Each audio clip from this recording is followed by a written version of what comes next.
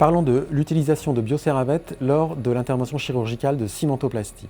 La procédure commence par une préparation chirurgicale classique, avec la tonte et le nettoyage de la zone opératoire, ainsi que l'initiation de l'antibioprophylaxie chirurgicale, de l'analgésie et de l'anesthésie.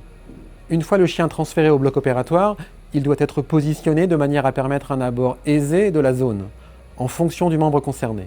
L'intervention débute par une incision cutanée d'environ 2 à 3 cm, suffisante pour permettre l'introduction d'un trocar de Jamshidi.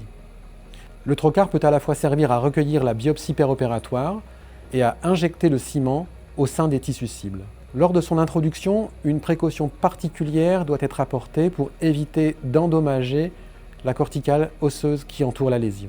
Une fois le positionnement du trocar vérifié par contrôle fluoroscopique, un maximum de matériel osseux lisé est aspiré avec un aspirateur chirurgical adapté sur l'embout du trocar, ceci permettant de faciliter l'injection du ciment au sein de la lésion. À cette étape, la préparation du ciment peut être réalisée. Pour ce faire, sur la seringue de ciment, l'anneau de sélection doit être positionné sur transfert. Le transfert du liquide dans le compartiment rempli de poudre se fait en introduisant la tige poussoir dans le compartiment du liquide et en appliquant une pression permettant son transfert dans le compartiment poudre. Une fois la totalité du liquide transféré, l'ensemble liquide-poudre est mélangé pendant 2 minutes à l'aide du piston mélangeur avec des mouvements de va-et-vient combinés à des mouvements de rotation du piston. Avant d'insérer la seringue dans le dispositif d'injection, il est nécessaire de retirer le piston mélangeur en le cassant, puis de positionner l'anneau de sélection sur inject. Le trocar de Jamshidi utilisé pour l'accès ou la canule coudée fournie peuvent être utilisés pour l'injection et fixés alors à la seringue. L'injection du ciment est réalisée grâce à l'accès créé par le trocar.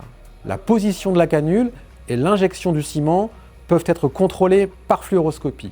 À défaut, l'injection du ciment sera visualisée par radiographie à la fin de la procédure d'injection. L'injection du ciment au sein de la lésion doit se faire de manière rétrograde. Si nécessaire, la canule coudée fournie peut être également utilisée pour accéder à certaines zones privilégiées.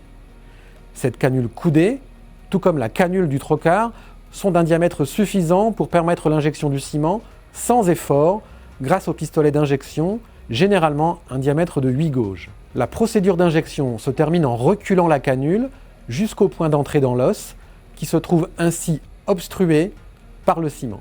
L'intervention se termine par un rinçage du site opératoire pour retirer le ciment potentiellement déposé dans les tissus environnants lors du retrait de la canule.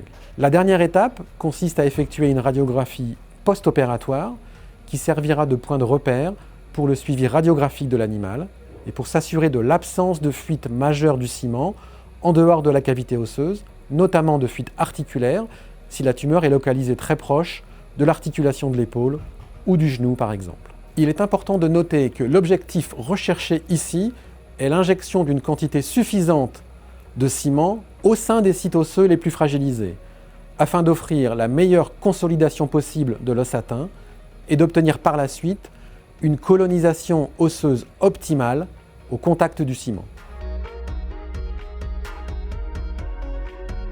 En ce qui concerne le suivi post-opératoire, l'animal doit rester hospitalisé afin de poursuivre l'antibioprophylaxie et le traitement analgésique jusqu'à ce que sa prise en charge à domicile par les propriétaires soit possible. La douleur est alors réévaluée et le traitement adapté lors de la première visite post-opératoire pour le retrait des sutures par exemple. Il est ensuite recommandé de faire un suivi clinique et radiographique mensuel afin d'évaluer la progression de la maladie et le bien-être de l'animal. En cas de reprise de la boiterie ou d'impression d'une qualité de vie diminuée observée par les propriétaires, un ajustement du traitement analgésique doit être considéré. La procédure de cimentoplastie avec Bioceravette est une alternative intéressante à l'amputation, car il permet, par une procédure chirurgicale peu traumatique, une amélioration du confort de vie de l'animal, une amélioration de la boiterie, et une réduction marquée de la douleur.